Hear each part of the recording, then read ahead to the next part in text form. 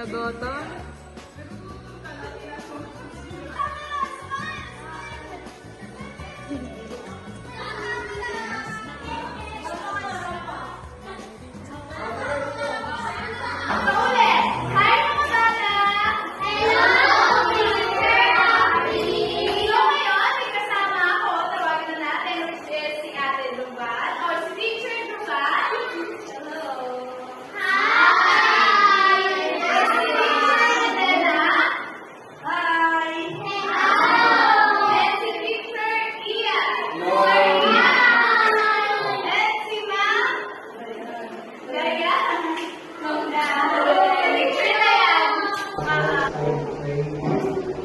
Panginoon, maraming salamat sa dito sa pinagpapaloob mo sa amin na binibigyan ng nalilihan ng lang. Pero sa araw nito, itong Diyos, gagawin mga disiplin namin yung mga dapat matutunan ng mga batang ito na hindi mo tagumpay yung mga gagawin namin sa araw. Ito ang matuloy na kapatulian, hindi mo tutunan yung mga batang ito hanggang sa matapos ang gagawin namin immersion. Muli, maging masaya ito, maging masaya sila sa pangalan ni Jesus. Amen. Picture mo din para sa inyong pangalan. Saan kayo nakatira? Okay lang ba yun?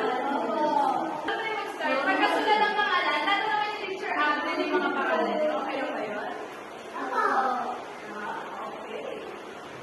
So, simulan muna natin dito para nagsulat ba? So, anong pangalan mo? Ilan taon ka na? Next? Ha? Si Caitlin, si Benden, si Calix, Snyder, si Arby, si Yam, si Audrey, okay, si Audrey, si Gail, si Trixie, and syempre, nasa na rin si Ann. So, ready na tayo kilala niyo na kami, magkakilala na tayo Toothbrush. Ilang beses sa isang araw? Dalawa. So, pwede na yun, no? Dapat tatlo yun, no? Tatlo, no? Sino dito nagbubugas ng kamay bago kumain? Talaga ba? Patingin na kamay. Baka may sinamas na yan. Okay, isa. So, yun yung pag-aaralan natin ngayon is kung paano mag-toothbrush, kung paano magbugas ng kamay, kung bakit importante yung sabon, bakit importante yung toothbrush at toothpaste, no? Saan ba ginagamit yung toothbrush? Sa bunganga, sa ipin, no? Pwede din sa dila. So, saan ginagamit yung sabon? Sa kamay, sa katawan? Sa ulo? Sa mukha? Ayun, no? Pwede na yun. So, saan ginagamit ang alcohol? Kamay? Saan pa? Pwede sa paa kapag makate, kapag madumi, no? So, ayun, ginagamit natin ng pag may kasugat tayo para mag-disinfect yung mga sugat natin at hindi infection. So, Hi! Hello! Great! So, malaro natin ngayon, dalawang video. So, kayo muna tayo girls.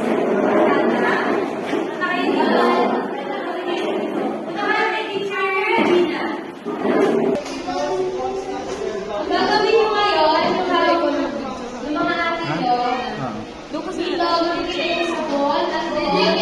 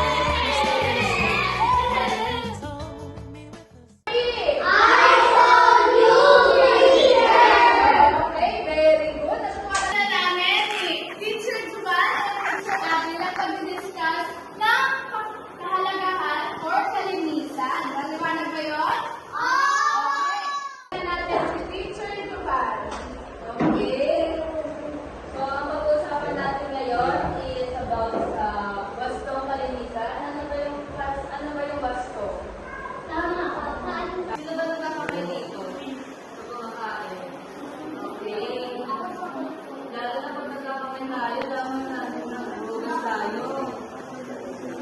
Okay, kasi pwede tayo magkasakit.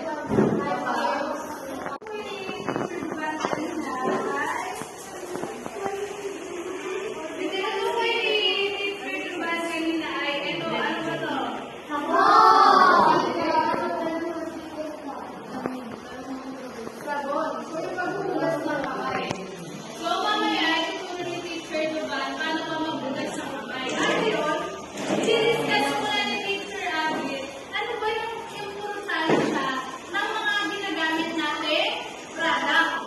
Mga ginagamit natin product kagaya ng sabon, ng toothbrush, ng toothpaste, ng alcohol. So, simulan na natin. So, recite na natin, paghugas ng kamay upang maiwasan ang mga sakit. So, hindi lang siya ginagamit sa kamay. Pwede siya sa katawan. Bakit siya importante? Importante siya, tama, sinabi nyo, para makaiwas sa mga germs, mga sakit, at syempre, pag kumakain tayo, kailangan kasi malinis yung ating mga kamay. Ito, alam ito? Alcohol! So, tingin nyo, ano ba, o bakit mahalaga ang alcohol? Ha? Sabihin nyo, bakit? Para makaiwas sa germs. Tama. Ano ba? Maliwanag. Very good, very good. So, ang alcohol, sabi ka, dinalik ko ng alcohol, pag walang sabon, maaari tayong gumamit ng alcohol. Pamalit sa sabon. Upang maiwasan ang maruming kamay. So, usually, kayo ba, mas pinili ko magdala ng sabon sa labas pag umalis kayo? So, ang gagawin natin, pag hindi tayo makapagdala ng sabon, importante yung magdala tayo ng product kagaya ng sabon, ng toothbrush, ng toothpaste, ng alcohol. So, simulan na natin. So, recite na natin, paghugas ng kamay upang maiwasan ang mga sakit. So, hindi lang siya ginagamit sa kamay. Pwede siya sa katawan.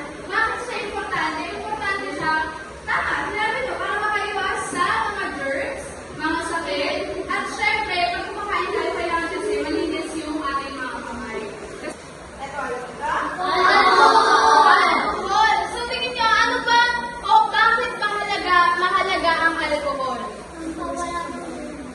Ha? Sabihin nyo, bakit? Para makaiwas sa germs. Tama. Ano ba? Maliwanag. Very good, very good. So, ang alcohol, sabi ka, dinalik ko ng alcohol, pag walang sabon, maaari tayong gumamit ng alcohol. Pamalit sa sabon. Upang maiwasan ang maruming kamay.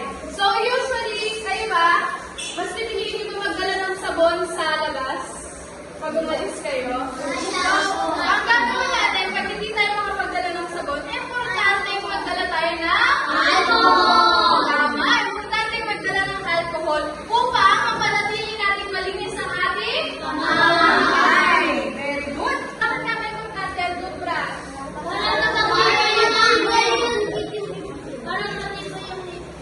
Tama. Very good. Binabasan mo na. Sabi dito, ang toothbrush ay importante para magkaroon ng matibay na mga ipin at mabango na hininga. So, sabihin sa akin, teacher, toothbrush lang pa na yung toothpaste. Siyempre, pag tinutbrush namin ng tubig lang, matatanggal ba yung dumi? Hindi po. So, kasama niyan yung toothpaste. Importante sila pareho upang mapanatili niyong malinis yung mga ipin ninyo at ang inyong mga hininga ay mabango. Sige nga, pakita nyo nga sa akin, paano ba kayo mag-toothbrush? Patingin, patingin. Patingin. Ganyan, ganyan. Ganyan. Ganyan. So, okay. Ang pag-toothbrush po ay hindi ba ganyan? Pag ganon. Okay? So, pag ganyan, kailangan, simulan nyo muna sa taas. Simulan nyo muna sa taas, tapos sa baba. Tapos pag sa baba naman, simulan nyo sa taas. So, sa loob, ganun din. Ito. Yung mga nasa loob nyo, tapos yung toothbrush. So ngayon, gagawin natin yung step.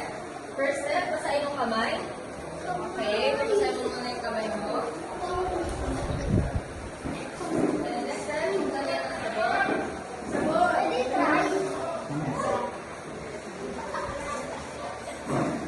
Ayan, tingnan nyo gano'n parang yung sabon na nilalagay ni Teacher Duman. Next step ay kuskusin ang mga kamay. So, itong mga step na to, tingnan nyo ha. First step, Teacher Mano. Yan, first step. Tingnan nyo ha. Second step. Okay, scrub. Then scrub, third step lang. Nasa kuko, no, sumiksik ng mga dumi. Yes. Pwede kayo mahilig magpit ng mga. Yan, next. Depende yung mga nakarami ang kamay nyo. So kapag sobrang dumi, Saka yan o, pang-lima. Ganyan dapat. Next step, banlawan na natin. So yung pagbanlaw, at maigi rin. Tignan nyo, kailangan sure na wala ang sabon sa kahit anumang parte ng inyong kamay. Maliwanag ba? Kuha na kayo ng malinis na towel at punasan ang inyong kamay. O, teacher, pakita mo sa kanila gano'ng malinis. Ayan o, tignan nyo. Malinis na o. Di na Mabango. Mabango. Dapat Dapat nagkukuko rin kayo.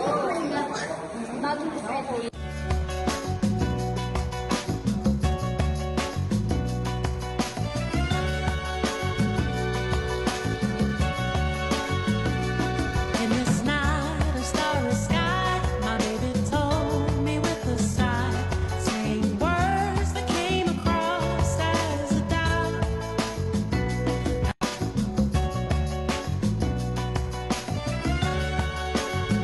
Ano muna yung girls?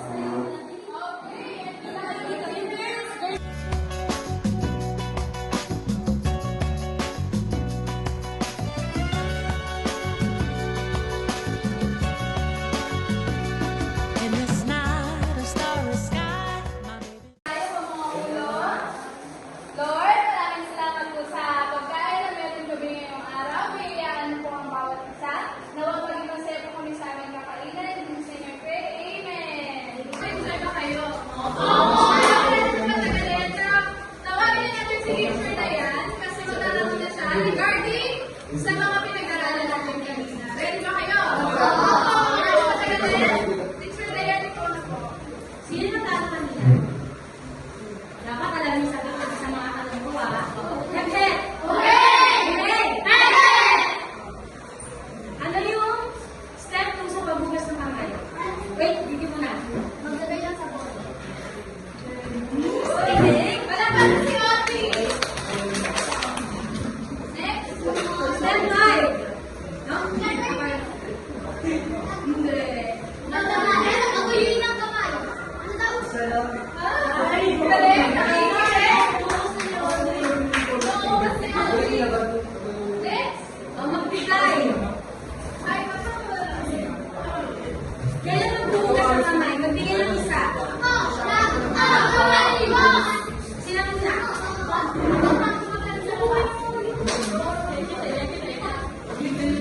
Magbigay mo ng isa.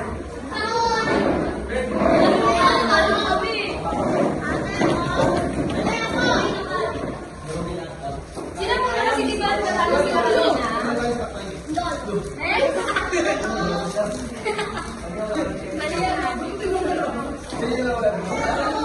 To, hindi na ano ha, lahat na to ha. Ano yung ginagamit? Maliban sa sabon kapag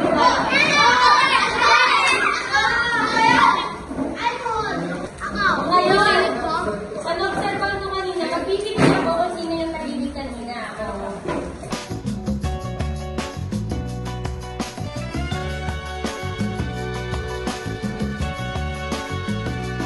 In this night of starry sky, my baby told me with a sigh, saying words that came across as a doubt.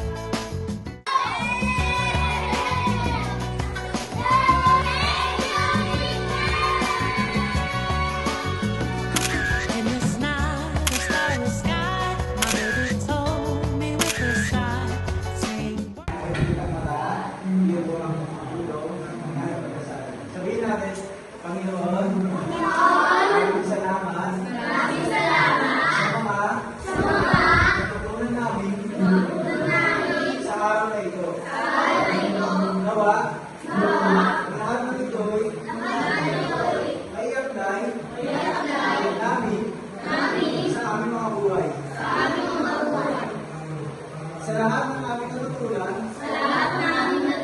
ay ibahagi namin ito, sa aming mga kaibigan, pamilya, at sa ibang tao. Nagpapasalamat kami dahil hindi mo kami pinababayaan sa pagbigay mo ng biyaya sa patuloy mong pag-iingat sa amin. Maraming salamat